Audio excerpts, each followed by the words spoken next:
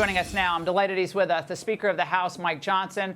Mr. Speaker, thank you so much for being here. Now, you've said that this bill is dead on arrival in the House. Here's how Senator Langford reacted to your comments on Fox and Friends. Watch. Unfortunate that he would step out and be able to say that right away before, obviously, he had had a chance to be able to read it as well and to be able to go through it. Now we've got to actually determine, are we going to just complain about things, or are we going to actually address and to change as many things as we can? Mr. Speaker, you know nothing about what's in the bill 12 hours or 15 hours after it passed. We did read through it, Laura, and it did not take long to realize that this is dead on arrival. There's no way we could bring this through the House. The Senate expects us to pass a bill, a piece of legislation that you just did a great job dismantling here. What it would do is actually further incentivize illegal immigration. It would not resolve any of the problems, not reform in any meaningful way the broken asylum system, the broken parole process, and all the things that have created this catastrophe. And by the way, meanwhile, it further empowers the very cabinet secretary who designed and created this mess. They don't follow federal law. Why would we do this anyway? But the bill itself would actually do more harm than good, and that's why we've said it's a non-starter over here in the House. Senator Schumer, you're very popular these days, so he also had a message for you. Watch. I say to Speaker Johnson, don't let the 30 hard-right people in the House who are extreme, they wanted us to default, they wanted the government not to pay its debts, they wanted us, the government to shut down. They're extremists, and they're running your show. Do the right thing.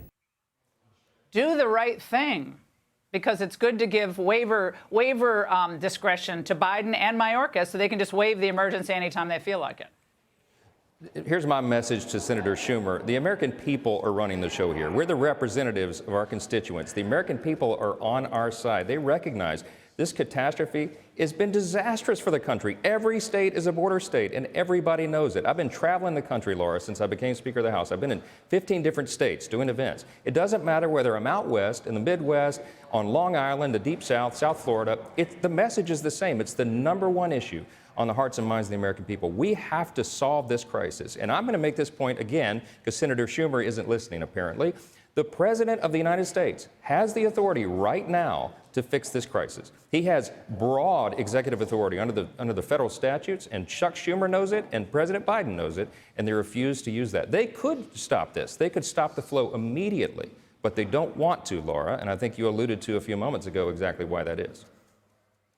Mr. Speaker, Axios reported that if the Senate manages to pass this sweeping national security package and the House passes the Israel-only bill, they could head to what is called a conference committee in an attempt to reconcile the differences, according to one House Republican.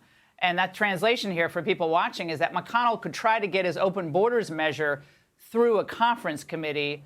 How will you prevent that maneuver from happening?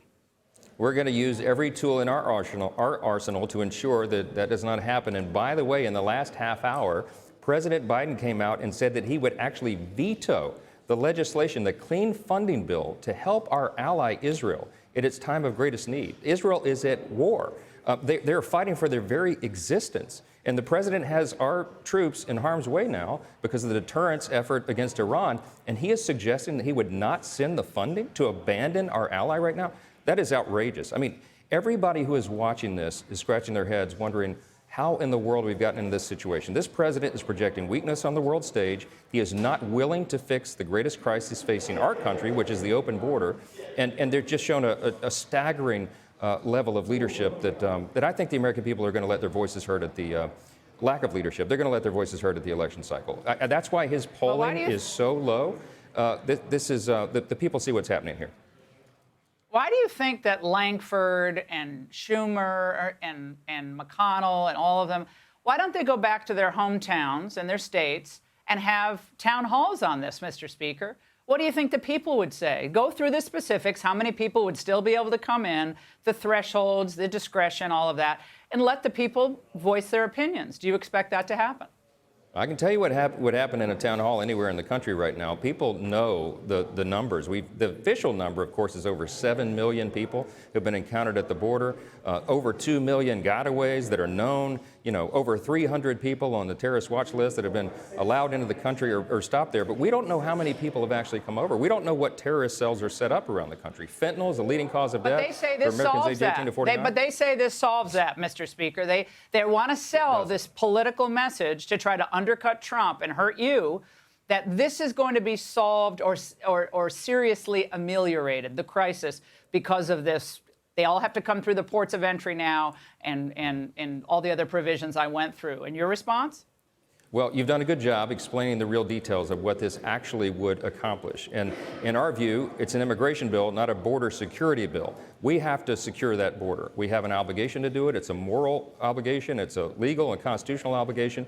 And the White House has done this by design. They intentionally enacted these policies. Remember, we documented over 64 instances where the president himself and his agencies have used executive authority to create the current situation, to create the catastrophe. He could unwind those right now, the stroke of a pen. President Biden could fix this, but he does not want to do it. And I think there's going to be a price to pay at the election.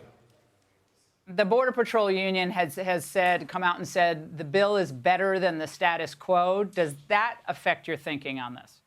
Well, I think it does have something to do with the pay structure that's in the bill. I understand that they're desperate for measures that will assist, okay? But look, we took 64 Republicans down to the Del Rio sector down at Eagle Pass in early January, and they told us from their own perspective there, it's as if we're administering an open fire hydrant. We don't need more buckets. We need to stop the flow. We know how to do that. The president has the existing authority under the statutes, and he ought to use it. He could suspend all entries into the country if he deems it to be in the nation's interest. That's exactly what the statute says. Section 212F of the Immigration and Nationality Act. Everybody should Google it and read it for themselves. The president claims he doesn't have that authority. Even though it's been used so many times over the last couple of decades by previous presidents, he pretends it doesn't exist. It's not an excuse that is palatable for the American people, and they're see right through this. Mr. Speaker, are you going to be able to stop this bill? We're going to do everything within our power. When I say it's dead on arrival, I mean dead on arrival.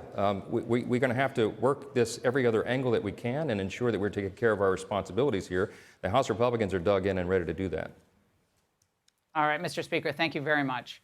Hi, everyone. I'm Brian Kilmeade. I want you to do me a favor. I want you to click to subscribe to the Fox News YouTube page. This is the only way that I know for sure that you're not going to miss any great commentary, any great news bites, any great interviews coming your way on Fox. You can get it all here on YouTube. So subscribe right now.